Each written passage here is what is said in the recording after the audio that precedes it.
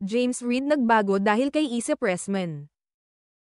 Sa isang kamakailang panayam, ibinahagi ng singer-actor at music producer na si James Reid ang kanyang damdamin at pananaw tungkol sa kanyang pinakabagong proyekto sa mundo ng musika, isang collaboration kasama ang kapamilya.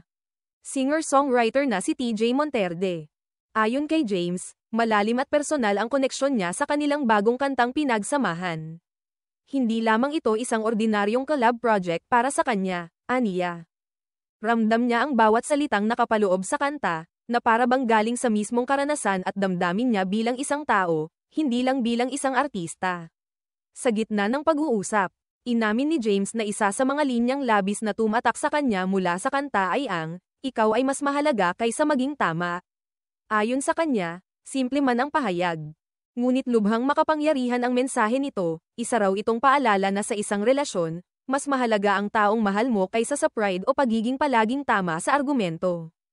Yung linyang yon ang pinaka nag-resonate sa akin, ani James. Dahil sa mga karanasan ko sa pag-ibig at relasyon, natutunan kong mas mahalaga ang pagmamahal at pag-unawa kaysa sa ego. Hindi mo kailangang laging manalo sa debate kung ang kapalit naman ay ang kapayapaan at respeto sa isa't isa. Hindi rin naiwasang may tanong kay James ang tungkol sa inspirasyon niya sa likod ng ganitong pananaw. Lalo na't kilala siya sa pagiging pribado pagdating sa personal niyang buhay. Dito na niya binanggit ang kanyang kasalukuyang nobya na si Issa Pressman.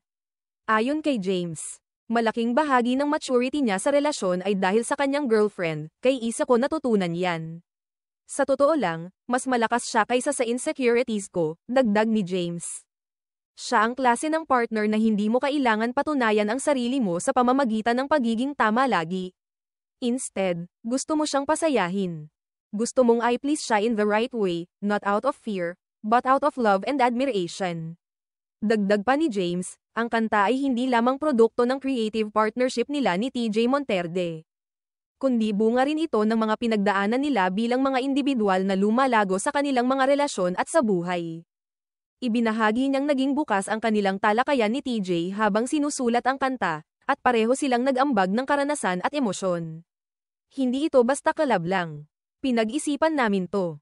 At gusto naming makapagbigay ng mensahe sa mga tao na mahalaga ang empathy, ang pag-intindi sa partner mo, at ang pagbibigay halaga sa relasyon higit sa sariling pride, pahayag ni James.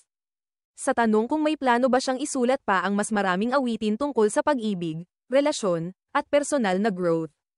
Tumango si James at sinabing isa ito sa direksyong nais niyang tahakin bilang isang artist.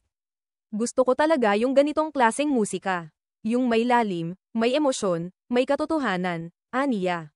Kapag galing sa puso, mas nararamdaman ng listeners. Sa huli, umaasa si James na ang kanilang kanta ay hindi lamang magbibigay inspirasyon sa mga nakikinig, kundi magsilbing paalala sa kahalagahan ng pagmamahala na may pag-unawa, respeto, at kakayahang isantabi ang sariling ego alang-alang sa katahimikan at katatagan ng isang relasyon.